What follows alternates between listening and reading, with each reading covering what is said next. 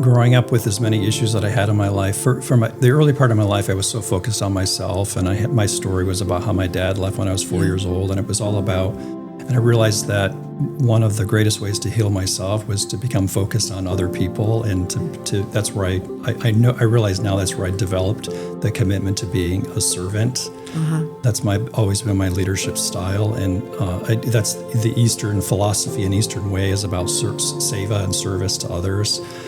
And I didn't realize how much, making that shift in my life, it healed me as well. And it kind of, the things that I grew up with that wounded me and harmed me weren't as important. They're still there. I've never healed them entirely, but they just they weren't at my core, my being anymore. I was about something else.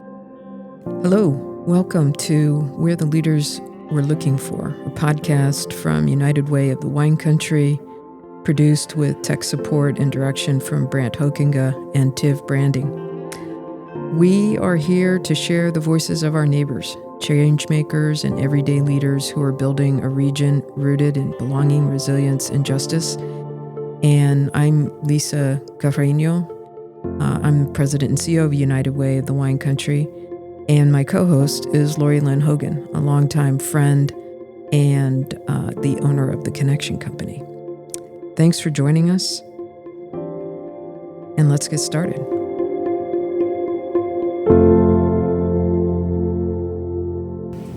This is the inaugural episode of We're the Leaders We're Looking For. The concept behind this podcast, the idea behind this podcast, comes from an essay by Clarissa Pinkola Estes that was first published in 2001. It's called Do Not Lose Heart. We Were Made for These Times. It's kind of remarkable that an essay that was produced post 9/11 has resurfaced in 2016 and again now. She writes in the very beginning of this essay, do not lose heart. We were made for these times.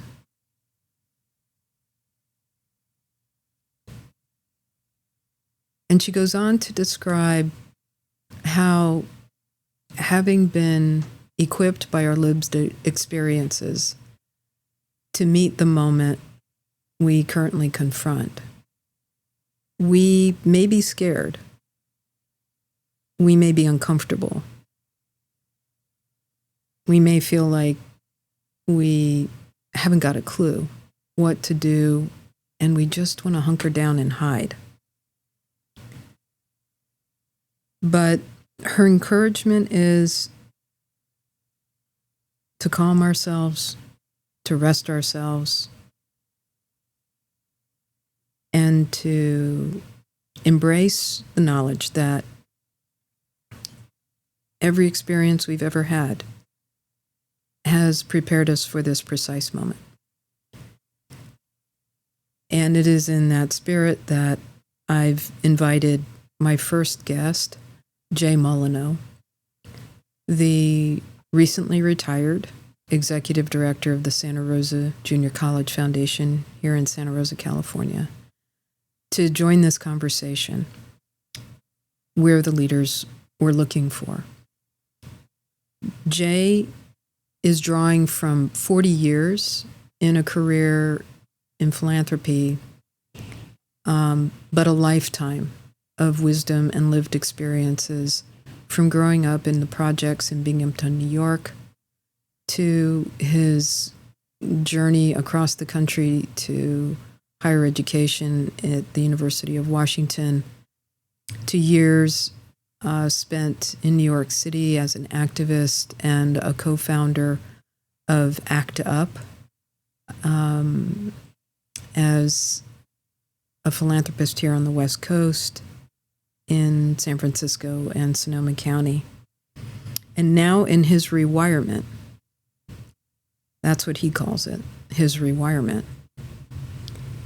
He plans to take all of that, the rich wisdom of all those lived experiences, all those lives he touched and that touched him, to redefine what retirement is and to help create in our community a beloved community, a community of belonging, where everyone knows that they're held, that they are cherished, and that they're meant to be with us in this world and are worthy, full stop, just for being who they are. So I hope you'll enjoy our conversation. It is inspired by that essay, Where the Leaders Were Looking For, is inspired by that essay. But it is also informed by the work of Valerie Kaur and the Revolutionary Love Project. So you're going to hear questions and themes and questions about what it means to love ourselves, to love others, and to love our opponents as well. You're going to hear themes of what it means to be a sage and what it means to warrior. Thanks for spending your time with us. I'm incredibly excited to introduce you to my good friend, Jay Mullineaux. Recently retired from the SRJC, Santa Rosa Junior College Foundation, as its executive director. But Jay and I first met when Jay came to Sonoma County to work with the Community Foundation, Sonoma County. I'd love for you, Jay, to introduce yourself the way you want to be introduced now that you're in your rewirement. Yes, thank you, Lisa. It's great to see you today. Yeah, that's a word I've been using instead of retirement. I feel like it's more of a rewirement. And the question I get so often now is what's next? And I'm, not quite sure what that looks like, but I have a long list of ideas. I don't want to fill my time with things that I know. I'm looking for new things. I mean, I've spent the last 65 years of my life doing what I've been doing, and I have been in the field of philanthropy for 40 years. So I feel like I've had the most rich career, the most privileged career, but it's time to do something else and also make room for the next generation to lead. I'm a big proponent of that, and I'm really delighted that my colleague who's worked with the foundation for 13 years and who worked with me during my 5.5 years has become the new executive director of the Junior College Foundation. So, but anyway, I'm from I grew up in I say Southern New York, a place called Binghamton. And I have many lived experiences, and when you look at me as a white privileged male, you think one thing, but there's many layers there that I've had to peel away and look at and heal through the years. So yeah. Well, that's actually a fantastic segue to our first question for you, which is, what story of your life reminds you of why you do the work you do? Yeah, it's a great question. I've had a long time to really reflect on this. I've been on this journey for a long time, but I've had many adverse childhood experiences. Domestic violence, attempted suicides. My father, walked out on me and my mom when I was 4 years old. So I've, had to heal that for a long time. For the longest time, I thought I was at fault for that. That was I was the reason for that. So I've had to do a lot of healing through the years. But I've come to appreciate those experiences because they've really helped me become who I am today and what I care about today. And so I'm, as I retire and I look back and reflect on 40 years of philanthropy, I keep landing with tremendous gratitude for my experiences. But I've also, I grew up in the projects when I was a kid, and I didn't realize how meaningful of an experience that was until much later in my life, because it was a multiracial community. My mom's best friend was a Black woman named Lillian. So I had lots of aunts and uncles who were Black people, and we were their family, and I still call these people relatives. Unfortunately, I grew further and further away. As I grew up as a white man, I sort of, as I went to college and all the things I did, it became wider and wider, the spaces that I was in. I didn't realize till many years later the impact of that. I was on a trip to Alabama, and I was in a restaurant with, we were having a conversation in a restaurant with all of these people. 90% of them were Black. Right. And it dawned on me that I had gotten that far away from that early childhood experience. And I felt, in that room, I felt like I was back in family. So that was a transformative moment for me. And it made me realize those early experiences and having an Aunt Lillian, who's a Black woman, and Uncle Sonny and Uncle Charlie, and really defined who I was, and, who I became as a person, and the things that I fight for today, and that are really meaningful to me. And then also at some point realizing that I was a gay individual, and for many years that meant trying to stay under the radar, assimilating, not blending in, not trying to draw attention to myself. Because I was born in 1960. I graduated from high school in 1978. So we were still doing that then. We were trying to hide until Harvey Milk came along and said, don't blend in. Mm-hmm. Many of us were trying to blend in and not drawing any attention to ourselves. So I had to heal that as well. But the most profound experience probably I had is I did find my way to college. I was the first in my family to go to college. I made my way. I got full financial aid from the government. Yes, I got a handout from the U.S. government to go to college for nothing.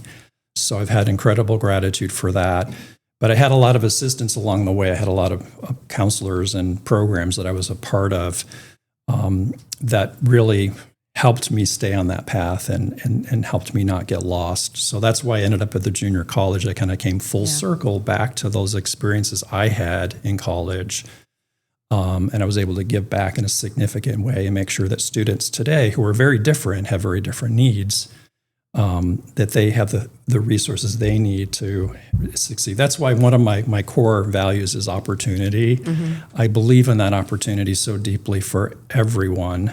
And I realize that we all haven't had the same lived experiences. Mm-hmm. So you have to provide people opportunities based on the experiences, the opportunities they've either had or haven't had in their lives. That's beautiful.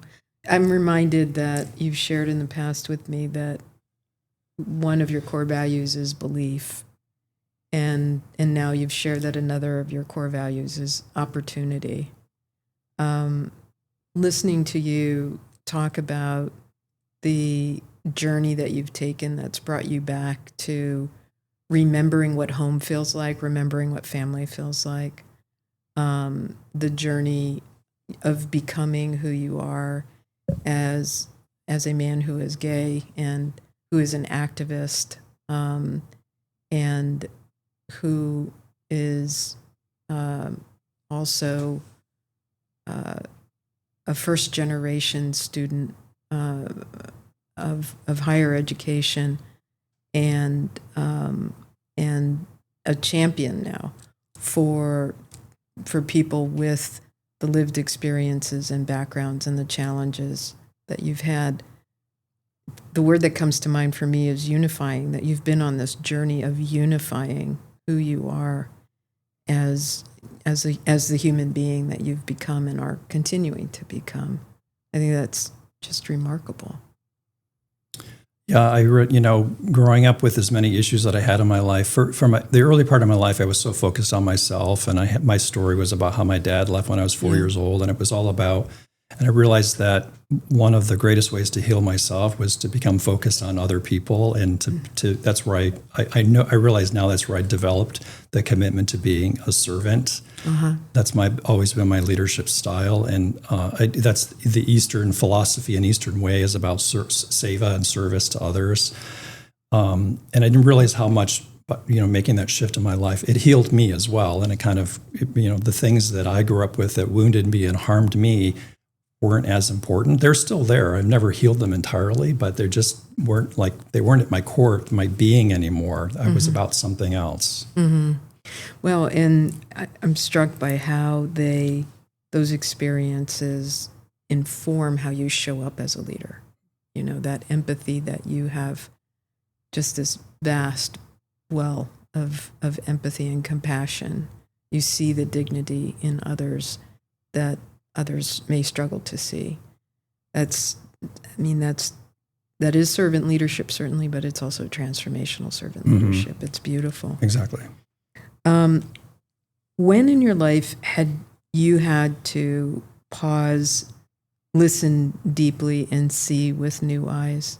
It feels like you've begun to tell us a little bit about that, but share more. Yeah, but this was a very specific experience that I had.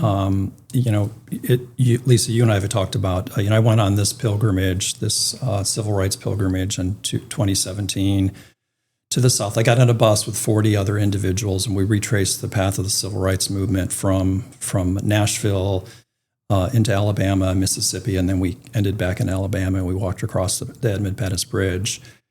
And learning the history, the deep truth of that history, and being in community with some of the foot soldiers from that period who were walked across the bridge, and they were 11 years old then, or 17 years old, and the brutality that they faced was incredible. And the community that I traveled with also gave me an experience of what that beloved community that John Lewis talks about so much, or talked about so much. I've had an experience of that, and that's why I'm so committed to nurturing that for the rest of my lifetime. But the experience I had where I really had to pause and listen deeply, it was a specific experience on the pilgrimage. We were in Mississippi. We went to the site where they had the Tallahatchie River near Glendora, Mississippi, which is the site where they removed Emmett Till's body from the river. But we went there specifically to have a ceremony, and everyone was given a white rose. And I thought that was, of all the experiences, that's the one that would make me cry the most, because I am an emotional person. I live in my heart all the time. But I had a very different experience. I went there, and for some reason, I decided to step back and watch all of the mostly young Black parents on the trip. There were many of them because it was a multiracial experience. And I watched their experience, and I watched them cry. I watched them tremble. I watched them look back at me, literally, and look into my eyes without saying anything. I knew what they were communicating to me. That experience changed me forever. And I go back to that many times when I think about, we often hear about these things verbally, but until you see it through someone else's eyes. But I can imagine now what it's like for that young woman every day as her children go off to school, and will she ever see them again? And how will they come back? And will they be harmed? All of that stuff that literally Black parents go through every day. Right. So I had to really pause and watch deeply, listen deeply. And the communication was nonverbal, but it was the most powerful thing I've ever experienced. Wow. You don't know in the moment when you're experiencing something like that what moves you to make a particular choice. But doesn't it feel like divine intervention when you follow your heart as you did and show up in that moment in the way that you did? Yeah, absolutely. The other part of it is that for some reason, I decided to step back, right? Yeah. And my it wasn't about me. I wanted to see, and I did have my own experience, right? Mm-hmm. But I did it differently, and it's taught me so much about how I show up and when I step back, and when I just observe and watch and listen and be curious and not try to be at the center of something or leading something. Or as a person that's had the positions I have had through life, I've often hired and paid to be the expert on so many things. But as we make room for other people and try to really understand, that's some of the questions we'll get into later about, seeing no stranger. And you really have to, especially as a white person, period, you have to step back at times and really, you have to show up differently. Mm-hmm. you can't be the same person in that space and show up the way that you do every day. Yeah. Well, everything that you're describing to me looks like practices that help you stay rooted in your values, especially when the world or the moment feels overwhelming. Yep. Do you want to share more about how you feel like your values informed that moment and other moments like that? Yeah, I think probably it's very important. It's going to sound silly, but it sounds really important to actually identify and define your values. Yeah. And I've spent a lot of time as a philanthropic advisor, or there's many words for what I do: fundraising, development. I choose to use the words philanthropic advisor or philanthropic facilitator. Mm-hmm. But the best experiences come out of a deep understanding of your values. So I've done a lot of work helping people I've helped young people identify values as well, because otherwise you go through life, you have some sense of what they are, but you're not really grounded in them. And I found that with donors in particular, if you're not leading with your values, you wander away from them. You're drawn to, the alignment, you lose the alignment to those values. So I've done a lot of work helping people come back to their values, because that's where the power is, when you're living from a place where you're really focused on your values. So one of the things that I do, I journal a lot, and I come back to those values. I write them down. I write examples of how I've been living those values. And I discover, I haven't been one of my particular, whether it's compassion or integrity or whatever those values are. And I've used my values to create a giving statement for my philanthropy, but I'm always coming back to them. I'm using them to make decisions about where I'm going to work, what groups I'm going to get involved in. But they are the power. I said this to a group of people recently. I said, they can try to take everything away from us, right? They can try to take, but this is the one thing you can't take away from a person. It's in our bones and it's in our DNA. That's why we need to live from that space. I completely agree. I last year had the opportunity to do training with Dr. Monica Sharma and impactlaunch.org. And the very first lesson was a conversation about clarifying our values. And so now, over the last year and a half, often I'm introducing myself. My name is Lisa. I stand for courage, kindness, compassion, and inclusive belonging for myself and all others. So, curious, Jay, what are those values for you now? So mine, and I've done some work with a group in New York called 2164, which is an organization that helps the next generation of families identify their voice within a family philanthropy setting.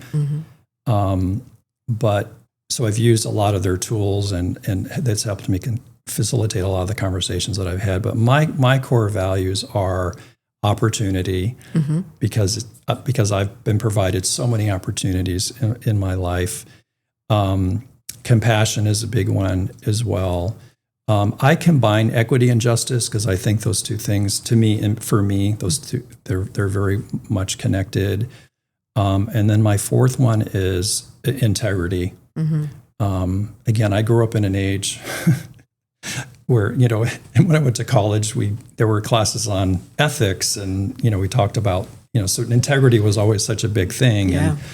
But it's also just, again, another big part of the way that you show up and the promise that you make to other people. In my field, it was really important for me to have a very strong personal brand with donors, so that they knew who I was and what I was promising them. So integrity was always a big part of that. So, so those are my 4 core values. That's fantastic. I, resonate with all of them. I've come to understand integrity as wholeness.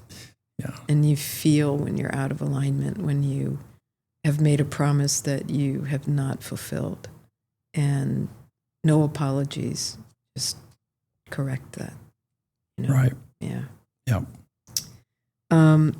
What have you learned to love even when it's hard to do? Okay. The single biggest thing I've had to learn to love is when I moved out here from New York in 1988, December of 1988. I got my graduate degree from Columbia that fall, and I was ready to get out of New York. And because that was the height of my activism, and I was kind of burnt out on that, and I needed a different place for a while. But as I was leaving New York, I got tested for HIV, and I tested positive, which at the time was a death sentence, because this was 1988. The protease inhibitors didn't really become available until like 1992, I think, or something, much later. But I just decided I was not going to die from this. I literally remember, and I'm not like a real religious person. I'm a spiritual person, Right. not a religious person. But I literally sat down, had many, many conversations at that time. I had conversations with God. I think there was actually a book at the time called Conversations with God. Right. And so I sat down and had my own conversations, and it's interesting what I heard back, really kind of wherever that source came from. And it was just an amazing, another place that I could build from that promise and that commitment that I made about how to live my life. Because I didn't, it could be a couple of months, it could be a few years, whatever that might be. But I made a commitment to myself and whatever that higher power and universe is, that I would live a particular way. But HIV and AIDS, I've said this many times, and people just look at me like, how can you say that HIV and AIDS was such a positive thing? It was positive in that people finally had to look at how they weren't loving themselves. So when I came out to the West Coast, because it's a very West Coast thing, but there were a lot of healing circles, right? You sit around in a healing circle and talk about loving yourself and doing lots of meditation and all that stuff that people assume we're doing in Northern California, right?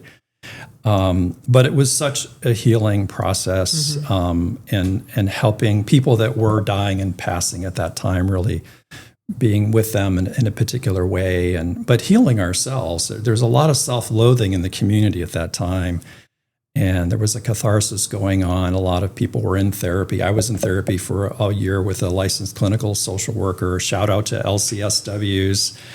Had a tremendous, I healed my own internalized homophobia, because we were taught to hate ourselves. Right. I mean, basically like a lot of communities are taught to hate themselves.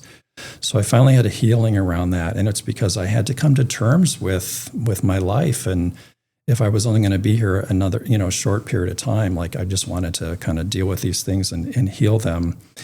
But I also ignited my activism, because I saw that people were dying of AIDS and no one was doing anything about it. And I was in New York at the time, March of 1987, when the AIDS Coalition to Unleash Power was formed. I got a call from a friend that was down at the Lesbian and Gay Community Center that evening when Larry Kramer was talking, and said, "You have to get down here, like something is happening."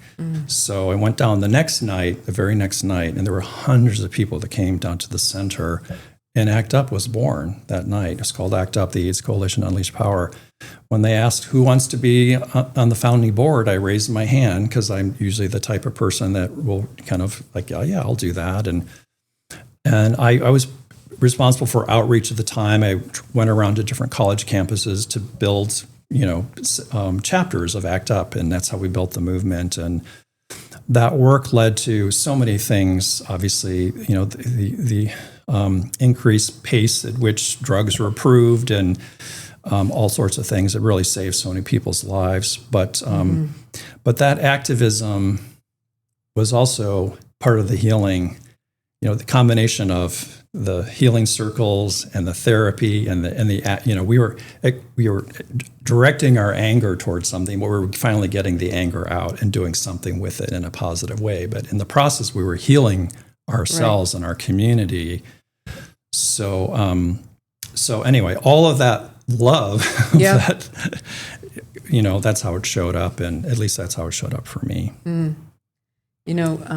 I'm struck by this journey that you experienced to your own self-loving and healing is is connected, is interconnected with harnessing your rage, and what that led to.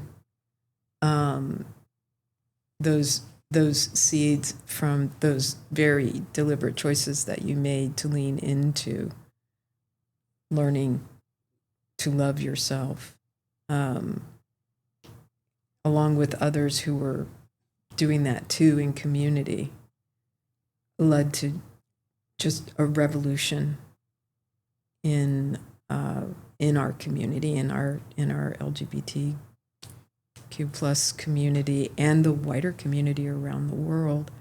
I mean, tens of millions of people's lives have been altered because you and others made those choices in 1987 and 88. I just want to thank you. Yeah, well, I'm so grateful for the experience because it allowed me to be a part of a movement, because that's what it was. Yeah. I mean, I didn't know, there were people there that knew a lot more about movement building than I did when I got involved. So they knew how to build that movement, and they knew all the components. You know, they had studied John Lewis and Martin Luther King. They knew a lot about civil disobedience, nonviolent civil disobedience, which we had a lot of training in. I was arrested. I actually trained other people in civil disobedience. But that experience then really piqued my interest and my curiosity, and then wanting to learn about other movements and where our movement had come from, right? Yeah. So when I heard about these civil rights pilgrimages, I knew instantly, like, oh, I want to do that. I need to do that. And that's why I went on that pilgrimage, because I had that experience with ACT UP. I was just curious about, the genesis of all of this, and on that trip, I met people who knew about ACT UP and what we had done. And I met Bob Zellner, who was the only white guy on the Student Nonviolent Coordinating Committee, SNCC. And his specific role, the reason they brought in a white guy is because he was white. He was from Alabama. He was a Christian, and he could go around to all the college campuses and talk to other white students like himself and help build the movement. And that's the role, the specific role I had when ACT UP first formed. I went around to college campuses, and I got other students and other people interested in the movement. And then I met the individual, Bob Zellner, who had started that whole process. Wow. Once again, a unifying experience. It's brilliant. I love it. What does it mean to you to see no stranger in your work or your community work now? Well, for me, this is mostly to do with my work as a philanthropic advisor, because I've worked with thousands of donors and people through my career, and I've always had to approach it from this point of curiosity. I mean, I could just go out and ask them for money and have it just, which a lot of fundraising is very transactional, and you don't really know the people you're dealing with. But the best philanthropy and the more transformative parts of giving happen when you really spend the time to understand the people you're working with and where they're coming from and their life experiences. And so I've always approached my work with donors as sitting down and saying, before I can work with you or find a connection for you, I need to know who you are. So I fortunately had the training and to learn how to go in and just start, like we're doing right now, just start asking some really powerful, open-ended questions and see how people respond. Listen. And then so that you building the trust with people because you're interested in that, that's that curiosity and really wanting to know what their values are. One of my favorite questions to ask people, usually the first meeting, was, what was your first experience of philanthropy, and who taught you about giving, right? And whenever I ask a question like that, I always answered it myself, because you can't answer a question you haven't answered yourself. Right. And my response to that question was, and sometimes I shared my responses so that people could get to know a little bit about me as well. When I lived in the projects when I was a young kid, at the end of the month was really rough because people were running out of money and running out of food and all the things. The food truck would come around once in a while and we get the surplus food and whatnot. But neighbors would go around and knock on each other's door and with bread or soup and say, I've got this, can I borrow? We bartered, and we, as a community, took care of each other. So that to me was my first experience of philanthropy, and you taking care of each other and taking care of a community. And also just like people say, well, how did you learn how to ask for money? Yeah. I said, well, I had to go around and knock on the neighborhood doors and ask for soup or whatever we didn't have to get us through those last few days before that next check came. Right. So I've just had to sit down and really want to understand a donor, and some of whom turned out to be very different than me, which is always a struggle, right? Right away, the people that are like living in their heart like me, they were like, oh, great, this is going to be a lot of fun. But they weren't always that way. So I had to really work with them. But I did discover that somewhere in there, I always had a box of tissues on my desk because there were often tears, because I would ask them questions, and I would have people say to me like, no one's ever asked me that question before. And I would love it when someone said that to me, because I'd realize, okay, I'm going in a direction they haven't gone before, because I always felt like my role was to help them learn and understand what they didn't know, right? So about who they are. Yeah. Because I wanted them to give, when they wrote a check or they supported a nonprofit, I wanted to give from that place, rather than just, well, I'm doing this because my friends want me to do this, or again, values driven. But because there's more power in whatever you're doing from that place. Absolutely. So the storytelling, I would get people to tell stories, and especially if they had lost a parent or lost a child, or there are often some deep wounds that people are experiencing that you can help them heal through philanthropy. At least I was in the philanthropic role. So I had a donor tell me one point, I had helped her with her estate planning and her charitable giving, and she said to me, I feel at peace. Wow. And that was the moment I thought, when I heard that, I said, that's what I want to provide to all the people I work with. Right. Who doesn't want to help other people be at peace, or be, So that was my goal from that point forward. And I realized then that our work in philanthropy, I think a lot of us work in the field of transpersonal psychology, Maslow's hierarchy of needs, the basic needs. But we're often helping people, whether it's with self-esteem or the self-actualization, the meaning in their life, right? Because people have typically go through the world and they've had these high-powered jobs, they've done all this stuff, but they're still left with, has my life had meaning? And I loved it when I could sit down with them and say, let's find the meaning in all the things that you've done, or the things that you can still do while you're still alive. Indeed, and I'm aware that part of the journey that they take with you is helping them to make meaning not only of the things that they've done, but the things that they've experienced, whether or not they're aware of how those things are invisible forces that are still moving through them, that have life within them, and that can be harnessed to express whatever those values are that they land on, that are the values they stand for themselves and all others. I want to pause for just a moment and just acknowledge that a couple of the concepts that we've already talked about come from the work of social justice advocate and documentarian Valerie Kaur, who wrote See No Stranger and Sage Warrior. And I've recently been introduced to these concepts in her work with the Revolutionary Love Project. And I've found that the integration of the training that I did last year with Radical Transformational Leadership, braiding that with See No Stranger's practices of revolutionary love, to love ourselves, to love the other, and to love our opponents. That is helping to transform me inside, and helping to transform my work and my leadership here and my community work as well. So I just wanted to pause there and reflect that, and to share that the questions I'm asking you are really inspired by this journey of See No Stranger and the Sage Warrior.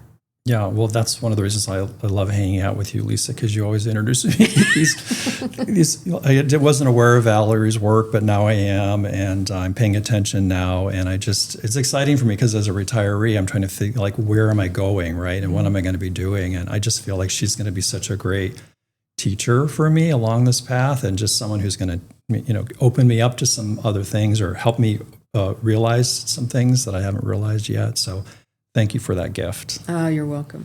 One of my favorite things that she says is revolutionary love is the call of our times.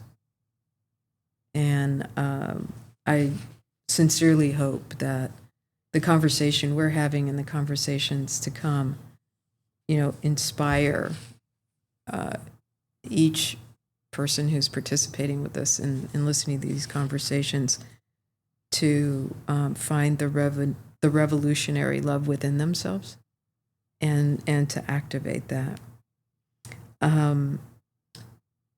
So we've just answered a few questions about the sage, the inner work, and the wisdom that comes from your inner work. The next set of questions I'm going to ask you are about the warrior, and the courage, action, and transformation that comes from being a sage who activates what they've learned in their inner work to build community and heal and work towards justice. What's a moment when you had to speak truth to power or protect what you love? Well, again, that experience I had with ACT UP in New York, because I never thought there was a warrior in me, right? So, and I guess the point I'm making is that anyone can do this, right? You don't. So there is an inner warrior in all of us. I'm just glad that I discovered mine when I think it was around 27 years old at that time. So I had to cultivate that through time and come back to it. And I don't lead from that place all the time. I'm more of the sage probably, but I know that there's a warrior in me, and I know the feeling I have when I'm in that position. That's why I love this book, because I'm more of an introvert than an extrovert. But I read that wonderful book, Quiet. Fortunately, I wish I'd read it earlier in my lifetime. And I love the story in there about Rosa Parks, who was an introvert. And the whole book is a story of these incredible introverts who changed the world because they're quiet, but they got to a point where something was happening. They couldn't stand for it anymore. And then they stood up. And when an introvert stands up and really said, people listen and they take note. And that's why the change usually happens. Because wow, that's a person who has never done that before or doesn't usually do that. So we better pay attention. So ACT UP for me was the first occasion. I wasn't one of the leaders. I'm not usually in the front, and I often had the megaphone though. I was often, because I have a loud voice when I want to. I'm at a football game. You can hear me screaming and yelling, and but during that time in particular, but the way that I speaking up, I spoke about during that experience. I was talking to friends, everyone around me about what was happening in ACT UP. And I did lose a lot of friends at that time. I realized that, in fact, as I left New York, I got a friend of mine handed me a letter and told me not to read it till I got on the airplane.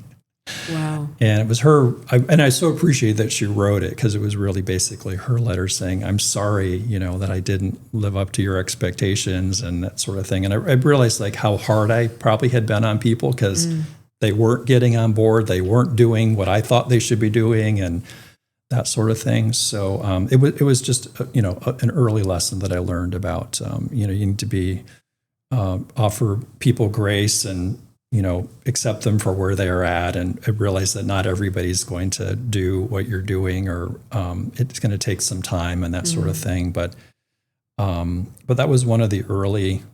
So I'm not one, like, I don't usually speak up at public meetings, that sort of thing, because I am an introvert. But I will talk to people. I will talk to all my friends about things. I remember I found a file the other day of all the letters that when I was in college, I used to write to TV stations or whatever it was. Something was going on, and I wrote all these letters that I always kept through the years about something wasn't right, and I wanted them to. Usually, in the early days, it was how gay people were depicted on TV or things like that. So, so it's important to find the way. There are ways for all of us to speak up.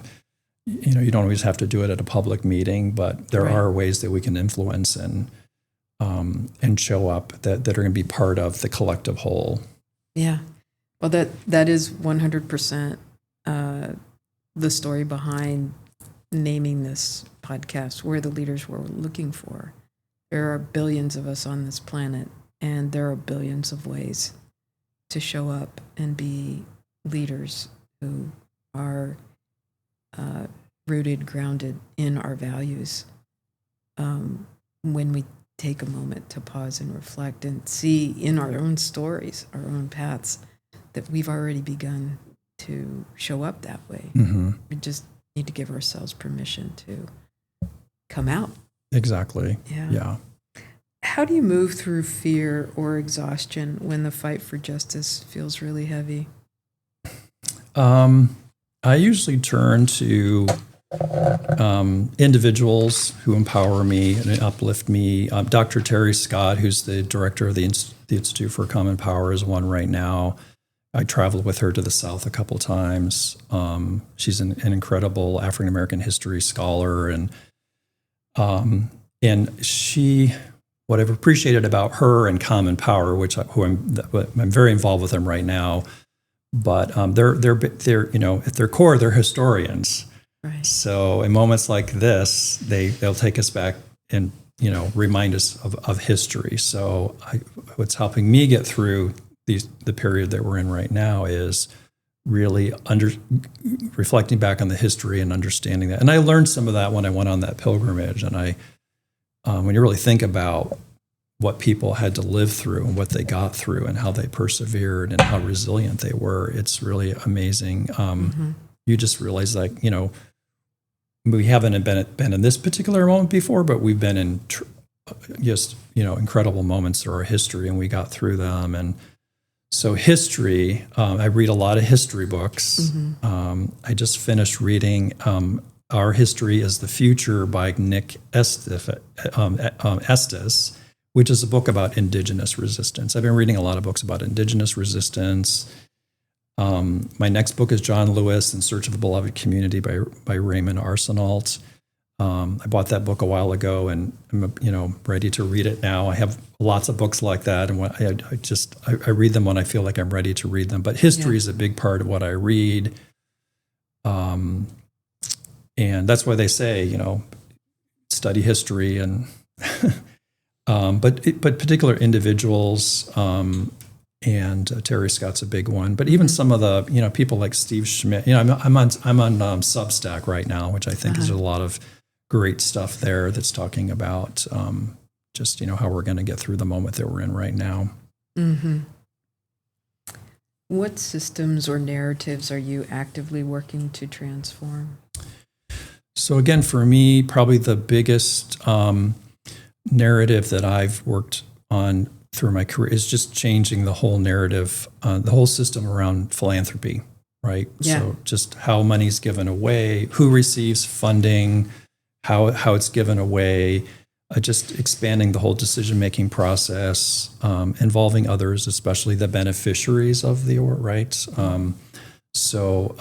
Centering different people in that process and setting a table for other people to be involved. Well, I did this thing when I was leaving the college. I always wanted to do this, and I was able to do this recently. It's a program called Students Learning to Give. And because I was the executive director of the foundation, so we set some money aside that we wanted that money to go to programs at the college. But instead of us making the decision or deciding, we put it aside and brought a group of students together and let them decide where that money would go. And it was just great to see, like, 12 students showed up. They self-identified, and we spent some time with them, helping them discover their values and their interests, but also just learning about philanthropy, the history of it, some of the racist roots of philanthropy and nonprofits, and kind of where the field is going today, and how grant making has been done historically, and how grant making is shifting to a more trust-based approach, and then they had the very difficult task of deciding where that money would go, but they really impressed me, and then the community foundation heard about this and came in and matched the dollars that we awarded, so they were able to double the amount that they gave away. So that's just a very small example, but it can be so meaningful. I mean, we've introduced 12 students to this concept of what philanthropy, right? And remember, the student who presented this at our board meeting before I left, she stood up there, and she was, a student from Mexico. And she was nervous as heck to be up there in front of the board, right? Mm-hmm. And the first thing out of her mouth, the most meaningful thing she said, if you had told me months ago that I would be standing up here right now speaking to you, that I would have been given an opportunity like this at all, I would have said you were crazy.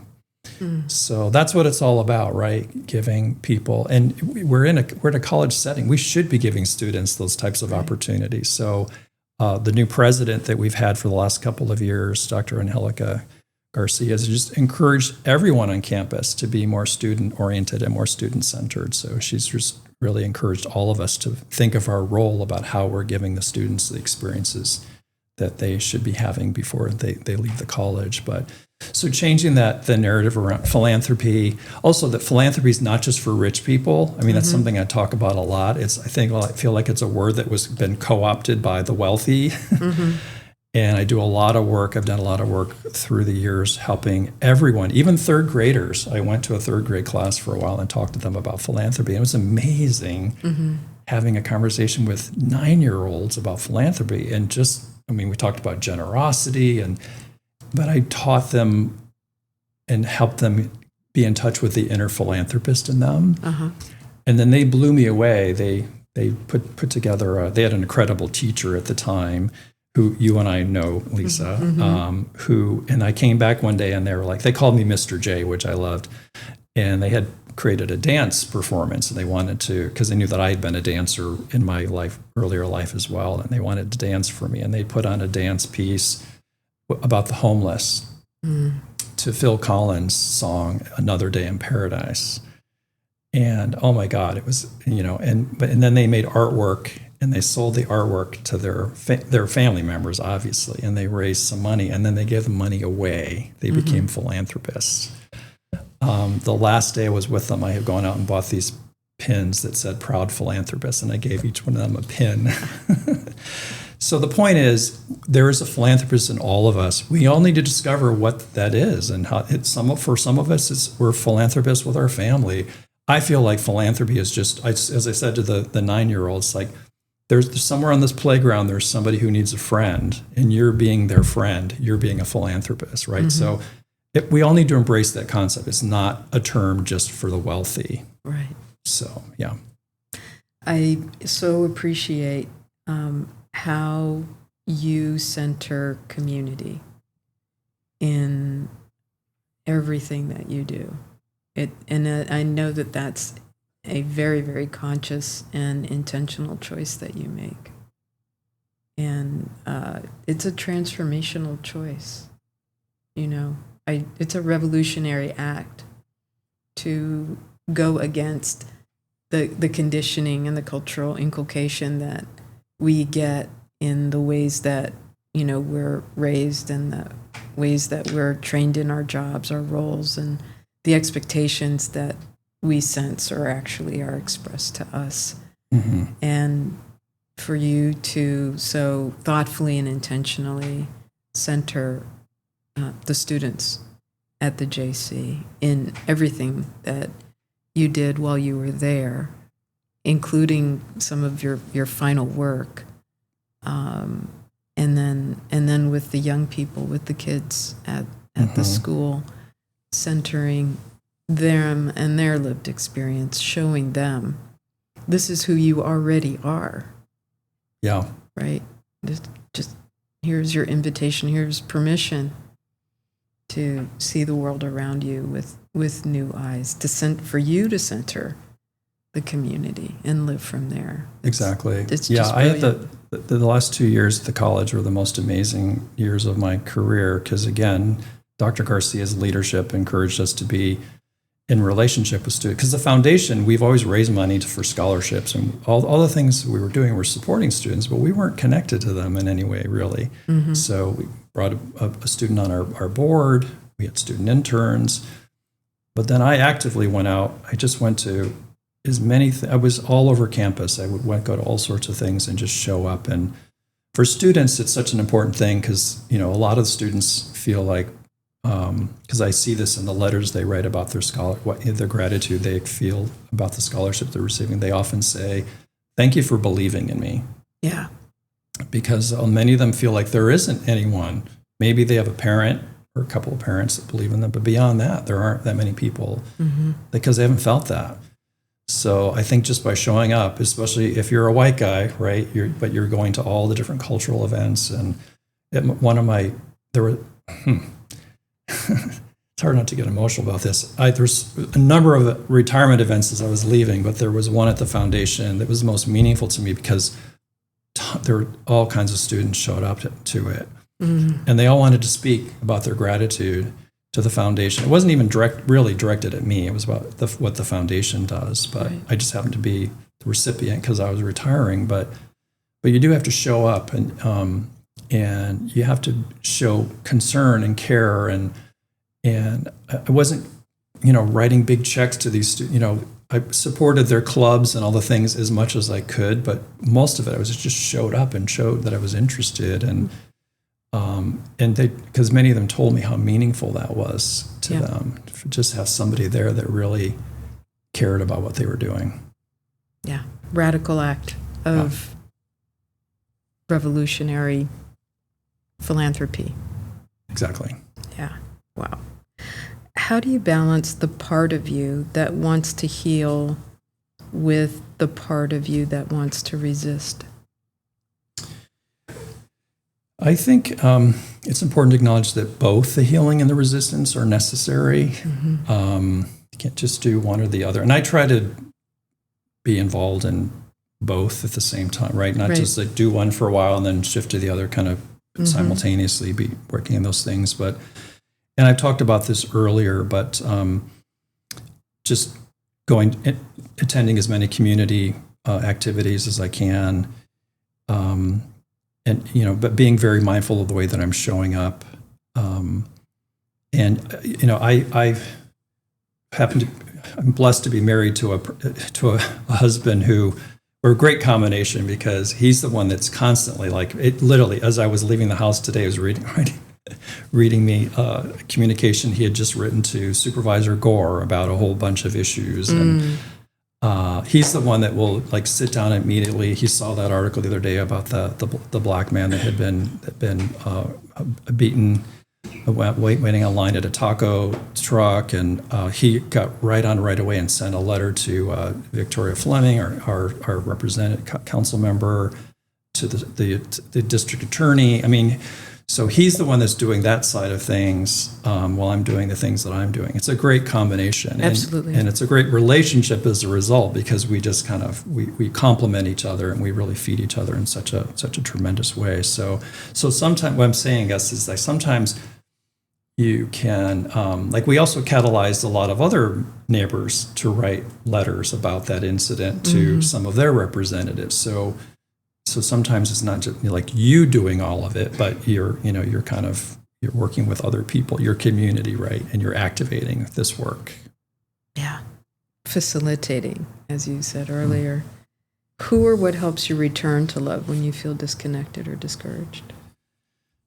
So, my Aunt Lil, I told the story earlier about Lillian, who I still talk to her. She's 92 years old now. She's starting to have some health issues. But literally, of all the people, all the potential relatives in my life, she's the only one that I still talk to and have a relationship with, because she's just the most amazing person and so positive. For the rest of my lifetime, I'll always hear her laugh, and we can talk about we talk about everything.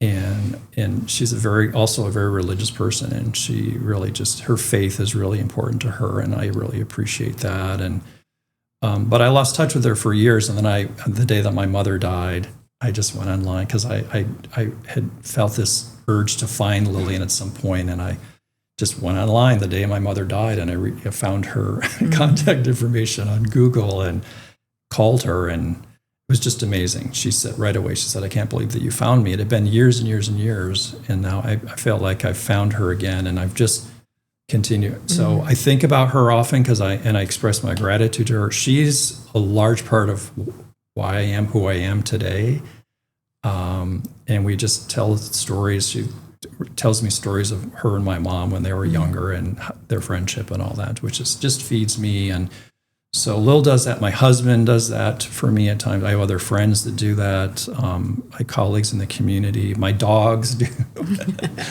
Talk about unconditional love. So those are my sources. That's beautiful. And wow, true for all of us. if and when we see that. Yeah. Lots of walks on the beach too. Yeah. To be one with nature. What does revolutionary love look like in action, in your leadership, your relationships, your community? So again, I think for me, I think without knowing that term or really embracing that, I think that that's the way I operated the last 2 years at the JC Foundation, and the way I interacted with students and the campus. And it's helpful because I'm a person that always likes to come back and tie things together and tie a bow around it, and so the concept of revolutionary love allows me to see how I actually operated and led my last 2 years at the Community Foundation, so that as I was leaving, I felt incredibly just complete, like whole, like there was no unresolved business. My colleague had got the job that I wanted her to have, and so I can move on. I feel really complete with that and really whole and at peace, right? So I can just embrace the next phase of my life. So fortunately, the junior college allowed me that. I felt like so privileged to have that opportunity.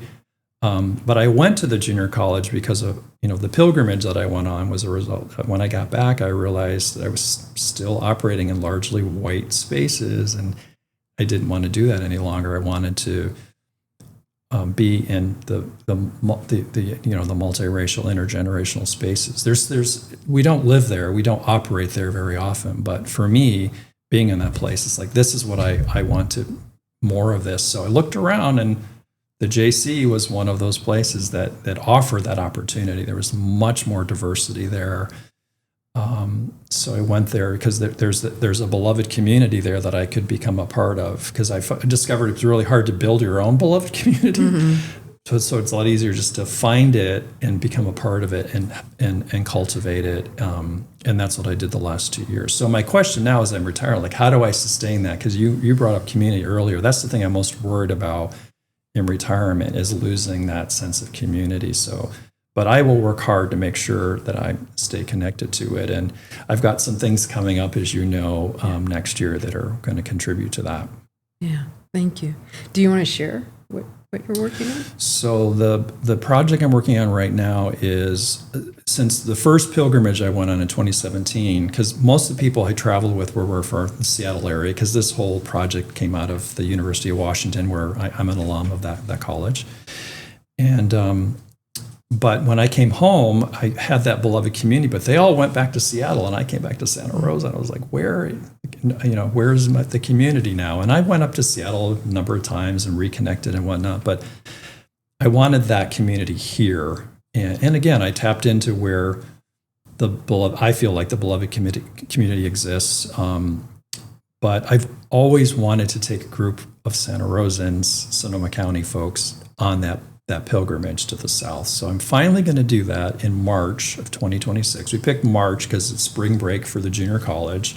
There'll be a number of people from the junior college on this trip. And then other community members. It'll be multiracial, intergenerational.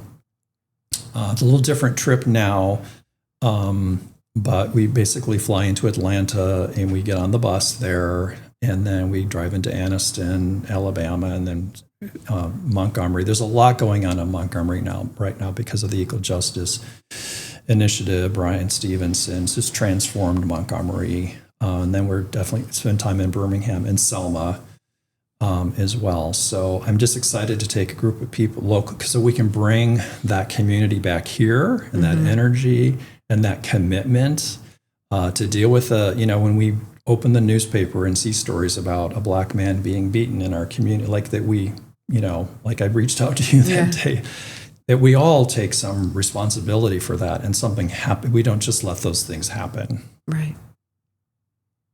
Bring intention to seeing the community and embracing the community and being a part of healing the community. Yeah. We can all do that. How do you choose when to sage and when to warrior? I think, again, I said earlier about doing a little bit of both. That way, so I don't burn out on one or the other, right? It's all about balance for me as well. And I just think there are certain situations where I'm going to do one over the other. And I think it's really kind of more based on the circumstances. And it's kind of an interesting, because I'm in a transition right now also. So that's some of the questions that I'm answering for myself is, and that's one that I'll definitely want to come back to, because I am going to be in a new role. I'm not working, and I'm enjoying the extra sleep and the extra walking right now. But at some point, I'm going to have to do something, right? I mean, I know I'm taking some people to Alabama. I'm doing that, but what's beyond that? And so again, I really appreciate you and this framework. It'll really help me, carry that into my retirement and just, get the best out of it. Well, you're welcome. And I just got to say, you're a month into your rewirement and you already have a spreadsheet and a work plan. I think you're saging and warrioring in the most complimentary way,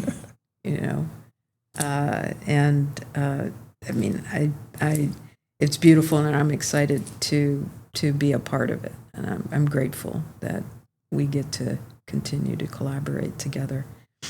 What kind of future are you helping to build, and what's your role in it, do you think? Well, we talked about this earlier. I think they're called Truth and Purpose learning tours. So that tour that I'm scheduling in March, that's a big part of it. And I think it's a conversation I went to on this trip again in December. Right after the election, I went back with Common Power to do another trip. And it was really hard because it was right after the election and everyone was feeling really kind of defeated and all that. And just, I felt that's not where we were when we finished that trip. So there's something in the power of that experience. And so there may be a bigger role for me with Common Power. I know that they're trying to expand their reach beyond. They're mostly Seattle based. Some of their other folks are spread out like in other locations, but they really want to grow this movement. And what's exciting for me about that is that,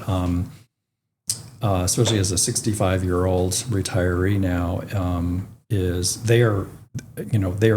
I think they're training the next generation of foot soldiers, right, to continue this march, right? So I had the pleasure of meeting some of the original foot soldiers who brought the Civil Rights Act to fruition and whatnot, but there's a whole new generation coming along, and it uplifts me and empowers me to know that they're there and they're actually being trained, right? They're not just like, the people are very intentionally bringing them along, and because we need them. So I want to be a part. I want to be a part of creating the next generation of foot soldiers. Yeah, that sounds like fun. Yeah. That sounds very joyful. One lesson that you hope others carry forward from your journey, from what you've shared with us today. I think the one lesson would be this takes time. I'm 65 years old. I've been in, I had my career for 40 years, and all the stuff that I shared with you, I feel, I put this together over a really long time. Yeah. It takes time. So to be patient, to realize that it's not something you can get in a course. No. Or it's just it's a process, and I think that's the scariest part for people is that it's never going to be you're never going to be finished with this or be over. That's like one of my favorite shirts that I bought when I went to the South for the first time. It says the march continues. Like the march never ends. We always want it to end. We always feel like, well, why hasn't racism actually ended? And we'll be in this fight forever for the rest of our lives. So to realize that but to not get exhausted by that and to take breaks, take a day off. But especially as a white people don't have a lot of stamina for this work. We'll do it for a while and then feel like, oh, I've done that. Or like, do we have to keep talking about that? Really? Yeah. So it's something that I'm constantly struggling with, because I have the privilege that I can just stop doing this for a period of time and not have to really be focused on it. So I have to be really mindful of that because I'm committed to all these other things we've talked about. So, but I can check out and I can drift away, and I don't want that to happen. So just something to be mindful of, but to give other people grace, to realize not everybody's at the same place, and but it's not a quick fix. No, it's 100%. It's a long haul, and to have the self-compassion to know when you need to sage and when you're ready to warrior again, feels like such an important aspect of this learning process. And the two mantras I lean on the most daily are keep your faith and stay your course.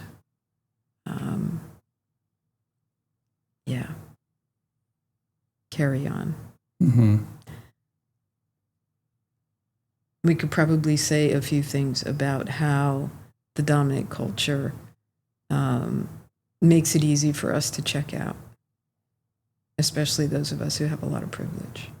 Yeah, exactly. And that's something that I didn't realize that for, until much later in my life. I never really, because we don't have to ever look at those things, right? We're the dominant culture.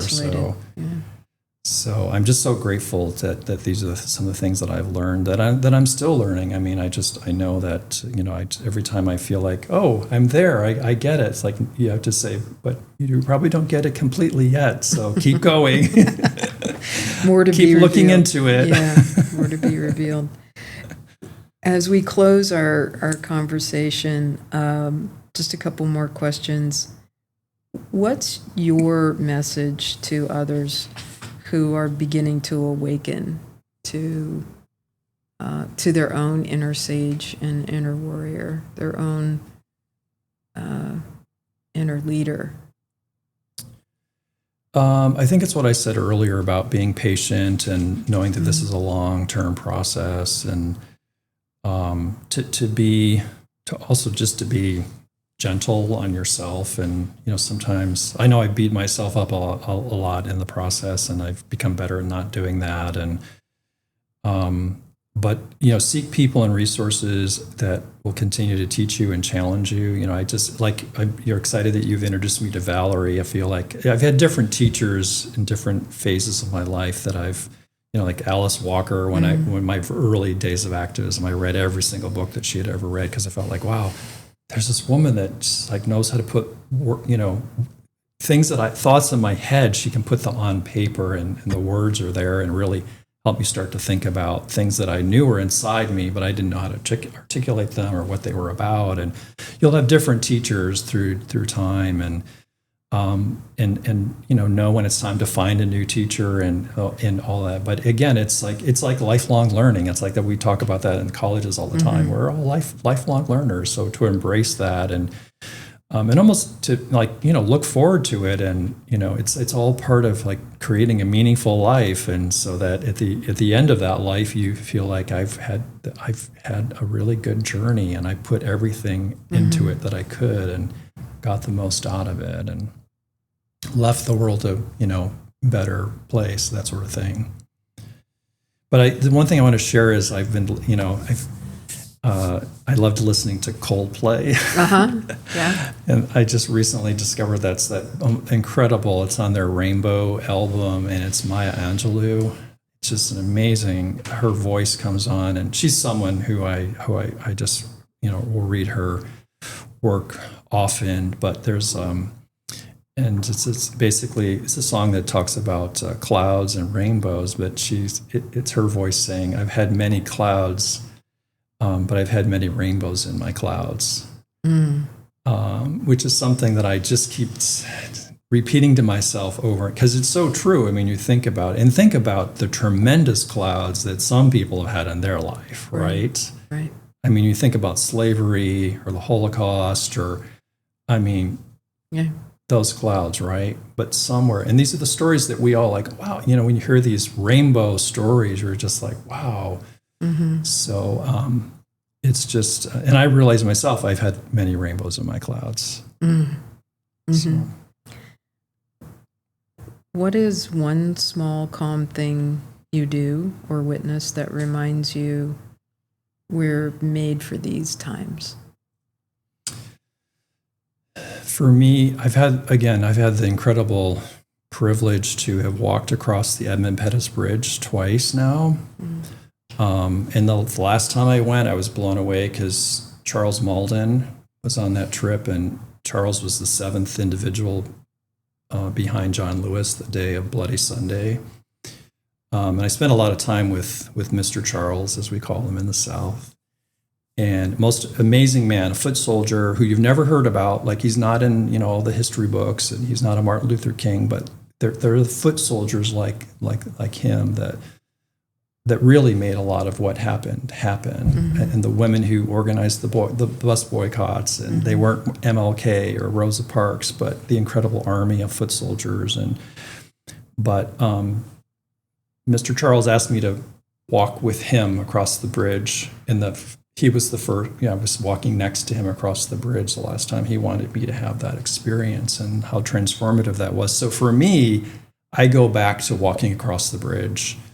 Literally, in my mind, I'm there, I'm walking across, and I just remember what it felt to have that experience, and to imagine the people that took that on and made that walk, and the experience that they had, and the courage and the fire that they walked into. Right. And that's the place I would take myself back to when I need to. Wow.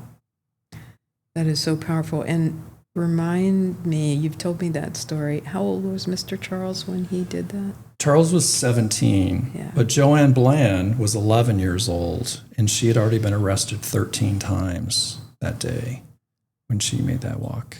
And she's another person that we've spent time with, and her health isn't so great right now. So that generation won't be with us much longer. So another reason I like to take people and give is because you get to spend time with these individuals, but they won't be with us much longer. Any closing thoughts that you want to share?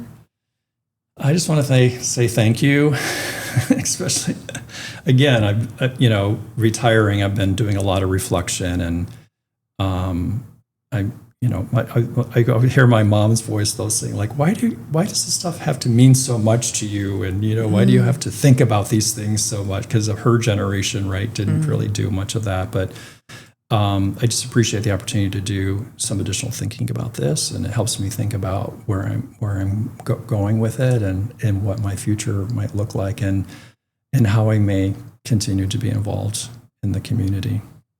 Well, I'm so grateful that we get to continue our journey together, that you're using your rewirement to integrate and activate your passion for the beloved community and help us all find beloved community right here where we are, because it is here. It's just we've been conditioned to see other things or just be distracted by other things, but the beloved community is here. That, if there's anything right now that I can say definitively what my future will be, it will be living and cultivating that beloved community. If it's nothing else, right? That's because, I had that experience in the project and just it showed up for me, and it's from beginning to end. And I think, like, especially now, we really, a beloved community is such a place that you're just willing to do anything for the people in that community, right? Because you care about them so much. I remember the first pilgrimage I went on. By the end of the trip, all the young Black people on the trip were calling me Uncle Jay. And oh my God, that just blew me, because I just felt like I never felt like I belonged so deep in my life. Right. It was like, and they treated me as an elder. I wasn't. That was a few years ago, but still. But within that beloved community, there's a place for everyone. Right. Everyone is valued and respected and revered in such a way that you would be willing to fight to the end for those people. Right. Yeah. That's a beautiful thing, to be so embraced. Yeah, exactly. By belonging. Love. Yeah, indeed. Well, Jay, thank you so much. Really, this is our first conversation in what we hope is a series, and this was wonderful. Thank you for sharing. Thank you for the work that you do.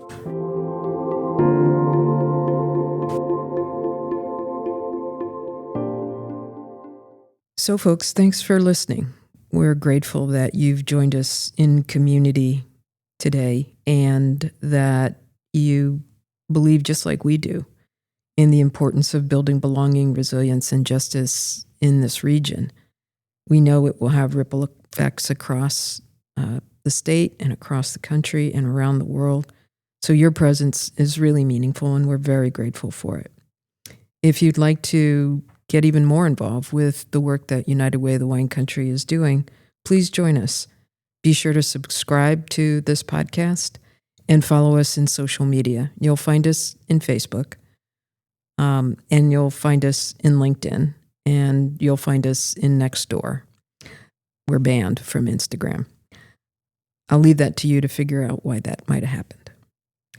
Sign up for our newsletter at our website, www.unitedwaywinecountry.org, and share our conversations with a friend. Feel free to have the same conversations that we're having here with your friends. The more of us having conversations like this, the more we'll all appreciate that we are the leaders that we're looking for. And we're just looking for a place to get started. Thanks for starting here.